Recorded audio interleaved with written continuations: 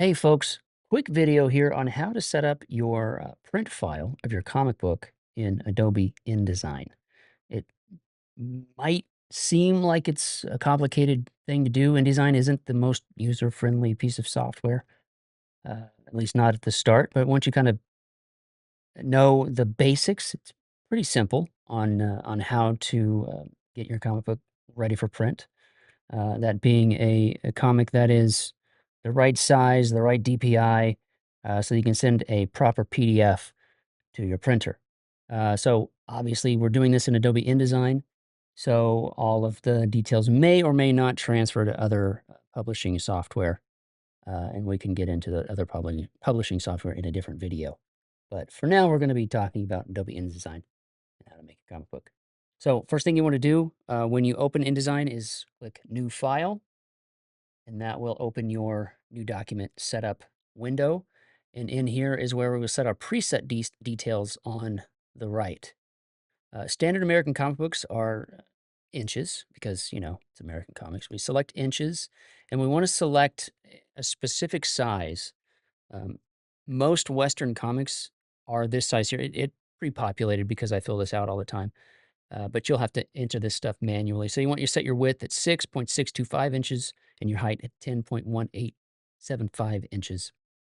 Under pages, however many pages the interior of your book is going to be, you want to enter that here. You do want to consult with your printer. Some printers have the inside front covers counted in the guts, so to speak, of the book, and you will want to put those pages in. You want to account for those pages. Other printers don't. So it just depends on where you're going and what their rules are. Always consult with your printer in terms of exact details and page counts and things like that. They're going to have more info for you. It can go more in depth in this brief overview. But standard comic book's about 22 pages, so we're just going to throw that in there like that. Ignore the columns and gutter. What you want to do is margins, set that to 0.25, a quarter inches margins. This will be your safe area. Any artwork or lettering needs to be that you don't want cut off in the trim process needs to be within this safe area, specifically lettering, but also important storytelling, artwork details need to be in that. If your artist and letterer are already on their top game, you shouldn't even have to worry about it. It should be set. If you're doing your own book and you've used my tutorials or my templates that you can find on my Gumroad, link in the description below, my lettering guides and things that will those pages from those guides or any again if your team has done their job, they will fit this process perfectly. So the artwork will already be sized, and I'll show you that when we start digging into my files. So set your margins to 0.25 and make sure the link is checked so they all move at the same time. You don't just want like the top margin and the rest of them don't have it. You have to go back and change it. And then bleed and slug, down here in bleed, you want to set it to 0.125. 1/8 inch bleed, again, that's where the comic book will be trimmed in the print process. They print it all out, fold it up together, staple it or glue it together, and then they trim it at the very end, and they trim it to size based on that bleed. So any artwork that you want to go off the page needs to go past that bleed. Again, we'll show you that. Hit create, and this will open up your sort of your main InDesign window. Yours may look a little bit different, but you're going to have your document on the main window, and then on the left, you're going to have different tools. We're not really going to do much of this here. This is more for designing things, adding text blocks, adding shapes, and a whole lot of other stuff that we're not really concerned with. But on the right, we want this Pages tab, and if you don't have it, you can just go up to Window and select Pages, and it'll show up. So this is where all the magic happens. Very simply, this is where we're going to start putting in the artwork. In order to do that, either hit File, Place, or Apple Command Control D. Navigate to wherever your artwork is. In this case, it's Battlebrick Road Chapter 3. This is the comic book that I've recently finished and sent off to print. My own comic book. It's a near future retelling of The Wizard of Oz, and it's a whole lot of fun. We're on the second book right now. You should check it out at battlebrickroad.com. After you select it, your cursor will be have this thumbnail attached to it. It's showing you that's the artwork that you have selected. And wherever you click is where it will place itself, starting from the top left of the artwork. So I just click right here in the middle. it's not going to populate it in the whole page from the middle. It populates it from that corner, and you'll see here, it popped up there. And you can take it and drag it up here if you want. And if you've got, smart guides turned on, it'll snap in there, and that's fine. And that looks good. You'll know when it's off because you'll see the error. You'll see the overlap within this. So this whole page here is what we're that outline is where our document needs to fit within.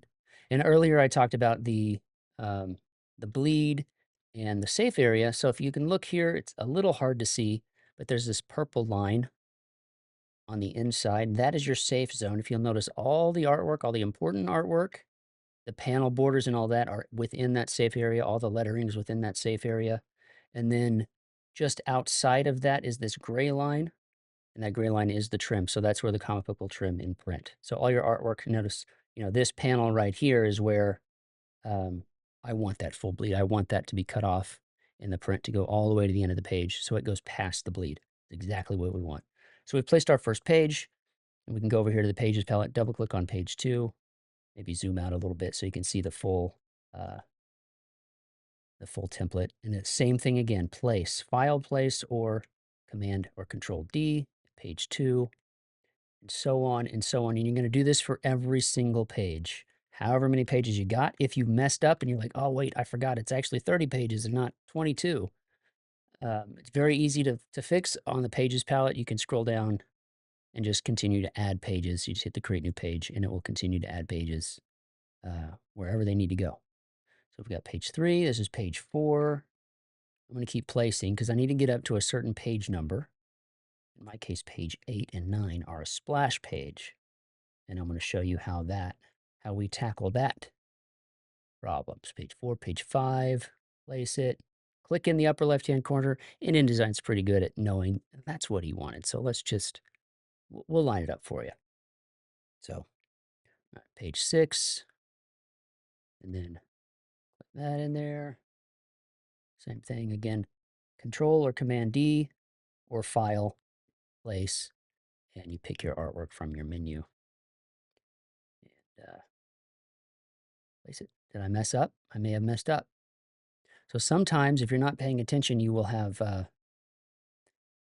had the previous page selected, and when you go to place, and you scrolled and you didn't click on the new page, which I didn't do. So this is page 7, but I accidentally pasted it and replaced it with the original page 6, so I got to go back.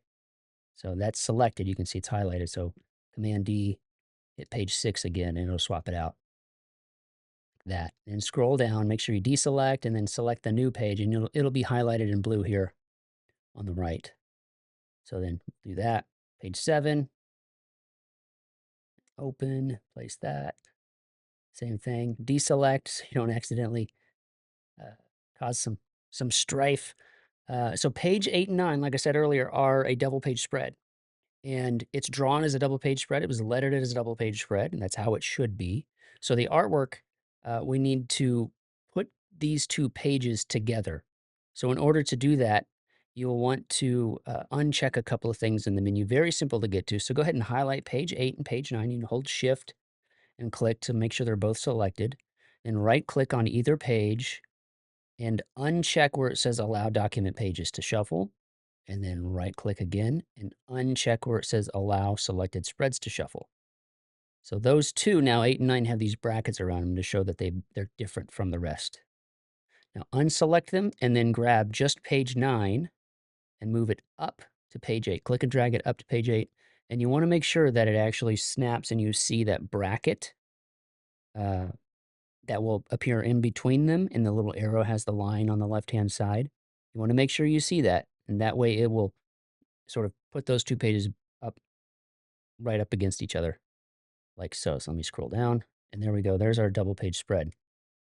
But it's blank. And again, same thing as before. Command D. There's my artwork, page 8 and 9. Hit open, hit place, and then there it is. It's in there. And I'll get to about the bleed and all of that when we go to export, which we're going to do here shortly. I'm just going to show you, again, you can continue moving down the line all the way through. I'm just going to stop at page 10 here. and show you the next step. So, you know, fast forward, all the pages are in, the book is complete. You're ready to export your PDF for your printer. Um, Very simple, very straightforward.